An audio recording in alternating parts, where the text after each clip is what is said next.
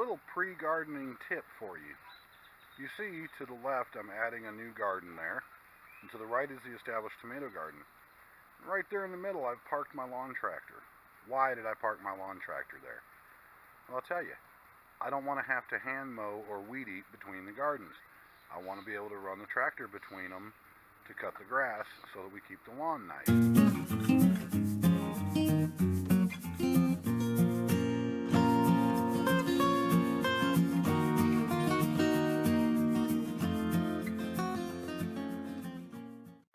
Hey y'all, SKSOUTH here, and we're going to talk a little bit about gardening today.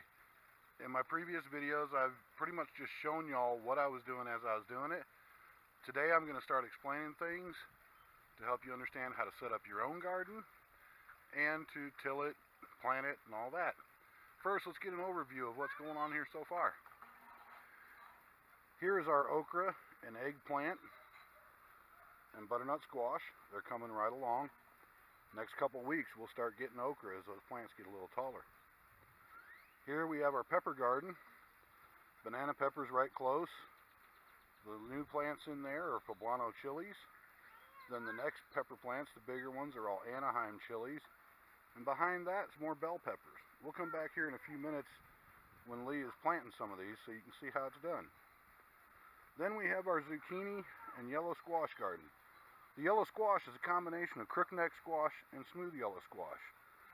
You can see right down there, there's a yellow squash coming in.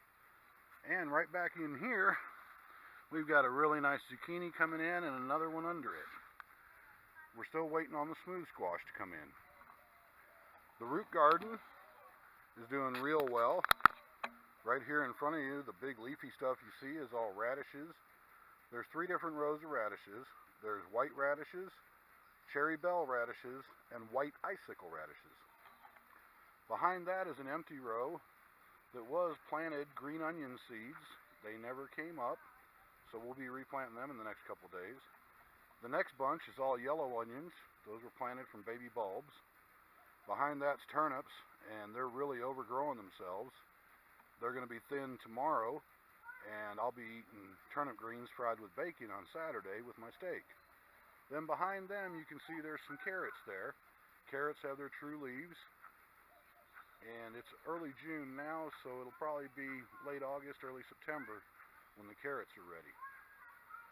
Our tomato plants, we have quite a few different types. We've got Roma tomatoes back on that side. And you can tell that they're Romas by their kind of egg shape. Then we've got some husky cherry tomatoes. And there's quite a few tomatoes on these vines. We've even got a few right down there that are starting to come ripe, which is really good considering it's the beginning of June. And then we've got some other cherry tomatoes up here, and they're getting tomatoes on the vine. We're waiting to see them really take off.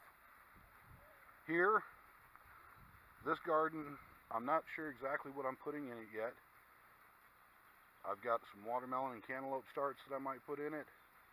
I was also thinking I wanted more cucumbers because I've only got a few cucumber plants right now. But here's how a garden starts for me. I take the lawnmower, set the blade as low as I can go, and I scrape the ground. Then I'll come in with the tiller later, till this ground up, take out the rocks, rake out all the weeds, then I'll finish filling the bed with garden soil.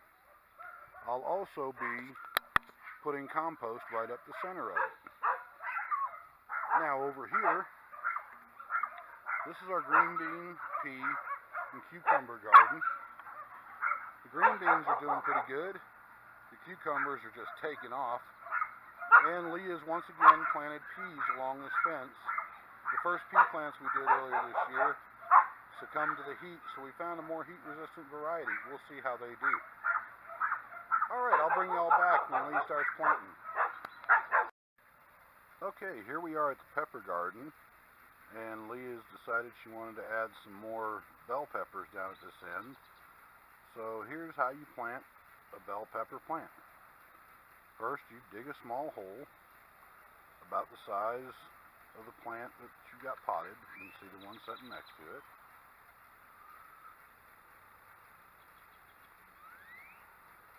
take the plant, tip it out of the cup, and be sure and save those cups because you can use them to start your own seeds indoors or in your greenhouse. Place the whole cup plant in the hole, fill the soil back around it. You notice she leaves the tag with the plants so that she can tell what the different plants are until she gets used to what they are, and we get it written down on our notebook. When you press the soil in, do it lightly. You don't want to press too hard and break the roots underneath. You want to keep that root ball intact.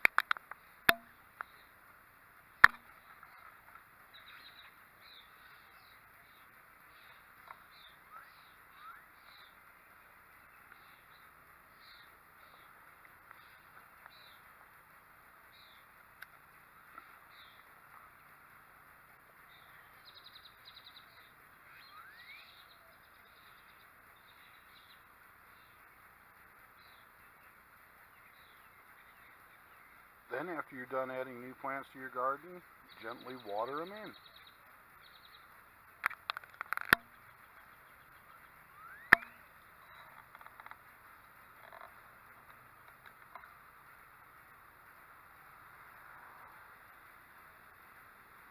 Some folks like to use a pitcher and just pour the water on. Lee likes to set hers to mist so that she washes and refreshes the leaves after they've been out in the hot sun and wets the dirt good around the plants to help the new and old soils mix together.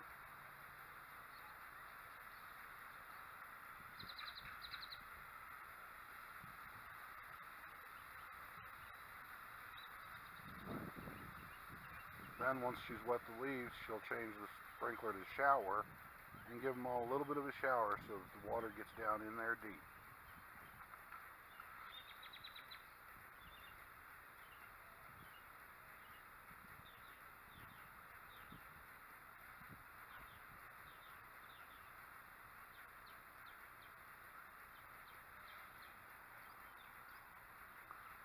Personally, I like to water until I see water stand on the top of the ground.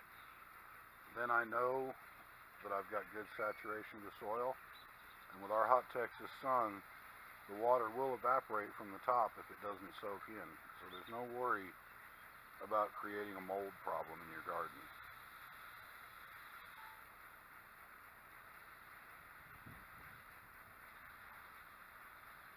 And that's all there is to adding new plants to your garden.